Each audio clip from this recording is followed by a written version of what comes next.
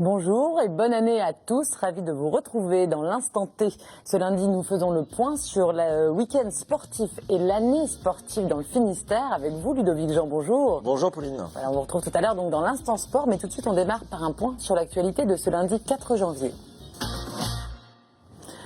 Comme alternative au train ou à l'avion, avez-vous déjà pensé à prendre le bus pour rejoindre les grandes villes de France? Certes plus lent, ce moyen de transport en commun affiche des tarifs défiant toute concurrence et les 4 compagnies qui desservent déjà la Pointe Bretonne comptent bien profiter de ce nouveau marché. Ce lundi, Ouibus inaugurait son trajet Brest-Paris. Christophe Boucher. Starshipper, Flixbus, Eurolines ou encore Ouibus, 4 mois après la promulgation de la loi Macron sur la libéralisation du transport par autocar, 4 transporteurs desservent déjà la Pointe Bretonne. Un marché prometteur pour le rapporteur de la loi Macron, Richard Ferrand, député du Finistère. En Allemagne, c'est 8 millions de passagers par an en autocar. En Grande-Bretagne, 30 millions. En France, 110 000. Il était temps qu'on s'y mette. Le potentiel, c'est 22 000 emplois à terme. C'est plus de 250 lignes qui peuvent s'ouvrir. Beaucoup d'investissements qui vont avec. À Châteaulin, le voyagiste salin n'est pas resté les deux pieds dans le même sabot. Dès septembre, il a noué un partenariat avec Ouibus, la filiale de la SNCF. En 2 mois, 2 lignes relient la Bretagne à Paris depuis Rennes et Brest. Avec ces ouvertures, c'est plus de 5 millions d'euros investis dans l'achat de 16 autocars. Nous recrutons à terme 60 capitaines, 60 conducteurs pour assurer ces dessertes avec une vingtaine d'autocars qui seront exploités sur les différentes lignes. Salin s'appuie sur son réseau de points de vente et sur la force de frappe commerciale de Ouibus, filiale de la SNCF, pour conquérir de futurs clients. Un nouveau marché, une nouvelle clientèle à fidéliser. Les jeunes, les seniors, mais aussi des auto-entrepreneurs, des gens qui sont à leur compte, qui ont peut-être dans certains moments de leur vie ou dans certains moments de la journée du temps. Ils sont prêts à passer un peu plus de temps en transport. Par contre, ils veulent du confort, ils veulent quelque chose d'agréable et ils veulent faire des économies. Et donc on est là pour répondre présent. Et ce lundi, une quinzaine de voyageurs inaugurent la nouvelle ligne Brest-Paris via Saint-Brieuc-RN. Oui, si on compare, il y a presque 20 € de différence, c'est même moins cher que le covoiturage. Et même niveau confort, il y a tout ce qu'il faut, wifi, toilettes. 15 € sur un Brest-Paris, c'est quand même intéressant. Donc là, c'est un premier essai, donc je verrai bien dans quel état j'arrive ce soir.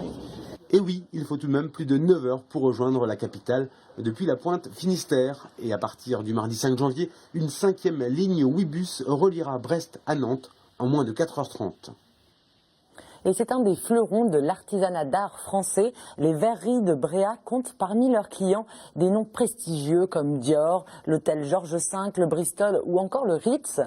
Aux commandes de cette petite entreprise atypique, un ancien kiné qui a également fondé la boîte de nuit Le Pims à Rennes. Visite dans les Côtes d'Armor avec Anne Burlot. L'hiver, l'île de Bréa se repose paisiblement, mais la vie hors du continent ne s'éteint pas pour autant. Dans cet atelier, les artisans verriers cueillent, marbrent et tranchent toute l'année. Ils travaillent une matière chauffée à une température de 1150 degrés. Alors là, je suis en train de faire une boule d'escalier avec un décor tube de bulles. C'est un fil de verre qu'on a soufflé, qu'on a étiré pour avoir en fait comme un espèce de nœud avec des bulles à l'intérieur. Nichée au cœur d'un ancien fort militaire, cette entreprise familiale existe depuis près de 20 ans. À l'initiative d'un homme au parcours éclectique. J'avais une résidence secondaire sur l'île de Bréa, une affaire à Rennes, et un jour j'ai vendu l'affaire de Rennes, et je me suis retrouvé sur l'île de Bréa. J'ai décidé d'y faire quelque chose. Il fallait que ce soit compatible avec la vie insulaire, avec les insulaires, et aussi que ce soit intéressant pour les touristes. Donc il n'était pas question pour moi d'hôtellerie ou de restauration, il y en a suffisamment sur l'île, et j'ai pensé que une verrerie artisanale, ce serait intéressant. D'abord spécialisée dans la quincaillerie de luxe, la société se diversifie en créant une gamme de luminaires. Une stratégie pour conquérir une nouvelle clientèle et pour pérenniser son activité. Les luminaires trouvent leur public petit à petit de façon très intéressante et de façon conséquente, puisque ils vont représenter grosso modo 30-35% de notre activité bientôt. Les verreries de Bréa exportent aujourd'hui leurs produits à travers le monde. Le marché du luxe reste encore un secteur dynamique malgré la crise. Sur Paris, en tout cas, pendant toute une période, il y a eu la rénovation de nombreux palaces et hôtels 4 étoiles, 5 étoiles.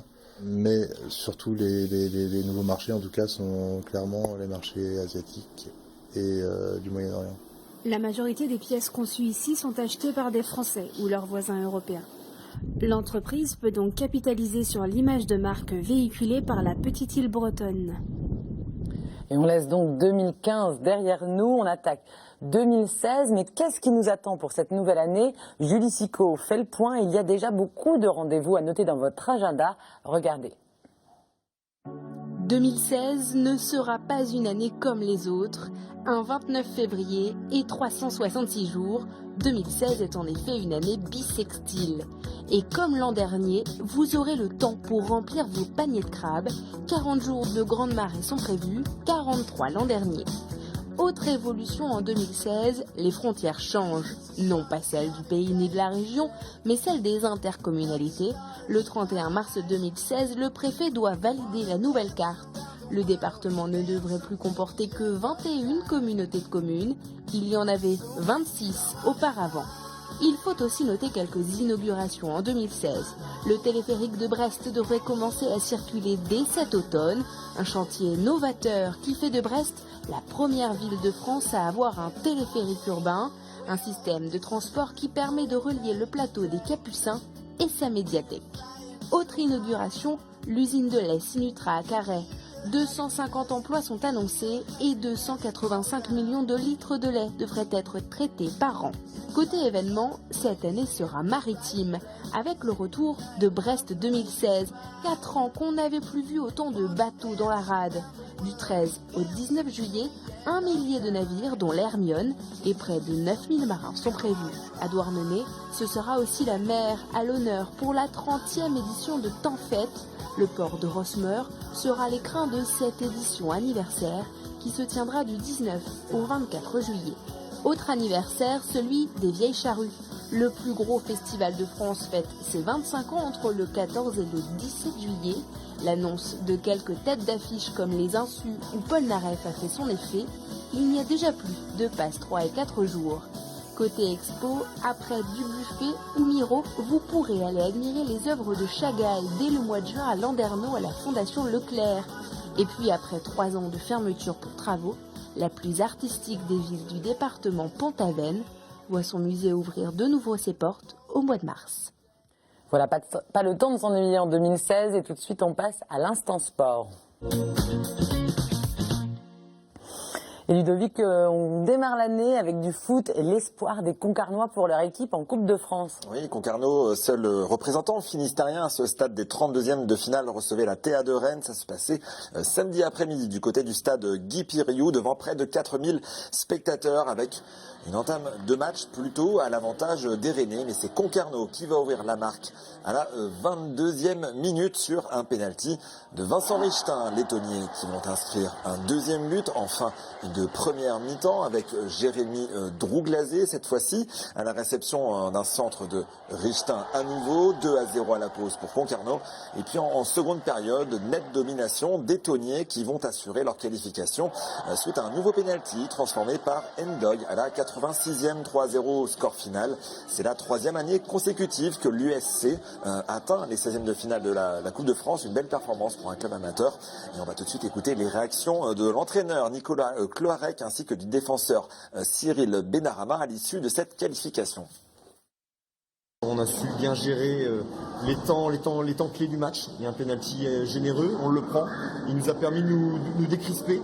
Je vous ai trouvé très inhibés, très fébriles sur le plan technique, énormément de déchets. Aujourd'hui, voilà, nous ce qu'on souhaite c'est recevoir. Maintenant, vivre des moments, 3800 personnes ce soir. Voilà, ou un Guy Piriou plein, ou un grand stade contre un gros ou un très gros.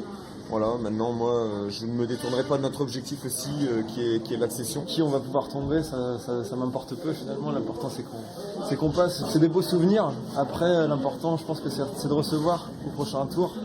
Et moi je suis un petit nouveau dans ce groupe, donc j'aimerais bien réitérer ce que j'ai pu voir l'an passé avec eux. Et autre club breton qualifié pour les 16e de finale, Lorient, Guingamp et Saint-Malo. Ce lundi soir, Rennes joue à Nice où aura lieu le tirage au sort des 16e de finale et on connaîtra donc le prochain adversaire de Concarneau. Et puis le mercato d'hiver a démarré avec déjà une arrivée au stade de Brest.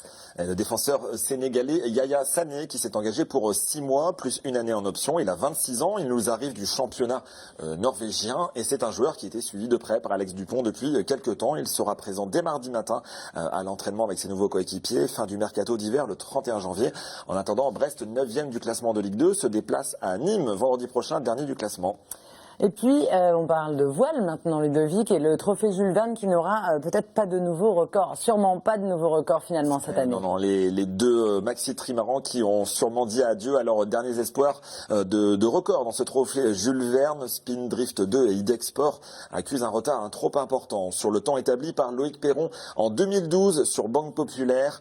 D'après les derniers fichiers météo, Yann Guichard et Francis Joyon devraient couper la ligne d'arrivée au large d'Ouessant vendredi prochain, 8 janvier, avec seulement 24 heures à 36 heures de retard sur le record de Perron. Mais ce ne sera pas suffisant. On a malgré tout assisté à une belle lutte durant plus de 45 jours, Pauline, sur ce trophée Jules Verne. Et oui, ils recommenceront, ça fera un autre spectacle.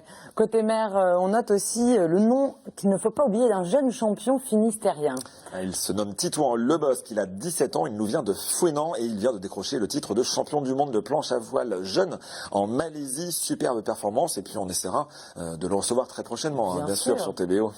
Allez, dites-nous, Ludo, ce qui nous attend côté sport en 2016, un petit panorama. Alors, en 2016, on va commencer par du tennis de table, parce que là, c'est un grand événement, le championnat de France à la Brest Arena, durant 3 jours, du 15 au 17 avril. Ce sera une grande première dans la cité du Ponant, qui avait accueilli les championnats de France handisport l'an passé, comme on le voit sur ces images. Un rendez-vous important, Pauline, en vue des sélections pour les Jeux Olympiques de Rio, qui auront lieu à Rio, bien sûr, du 5 au 21 août. On enchaîne. Oui, la lutte. C'est moi qui enchaîne. Excuse-moi, de la lutte celtique avec le championnat d'Europe à la Brest Arena à l'occasion du 30e anniversaire de la Fédération internationale de lutte celtique. Au menu Bacold et Gouren durant une semaine du 18 au 23 avril. Et puis tout de suite des rendez-vous plus habituels avec du tennis. On commence par le tournoi Challenger de Quimper. Il aura lieu du 29 février au 6 mars. Et puis le tournoi Challenger de Brest en fin d'année du 19 au 25 octobre. On termine avec la voile rapidement, Ludovic. La Transat AG2R, le départ de Concarneau le 3 avril, direction Saint-Barthélemy pour une traversée de l'Atlantique en double sur Figaro. La solitaire du Figaro qui fera ensuite étape en Bretagne à Paimpol fin juin, début juillet. L'an passé, pour rappel, c'est Yann Eliès qui s'était imposé sur Groupe Keguiner, le semi-espoir. Le Tour de France à la voile qui fera quant à lui un crochet par Roscoff les 14 et 15 juillet. Et puis du windsurf avec l'étape française de la Coupe du Monde qui fera son retour à la torche. Et là, ça sera fin octobre. On va pas s'ennuyer, mais de toute façon, on suit ça avec vous tous les lundis. Merci Ludovic. Et puis nous, on se retrouve demain, même heure, pour une nouvelle émission. D'ici là, passez une très belle soirée sur TBO. Ciao.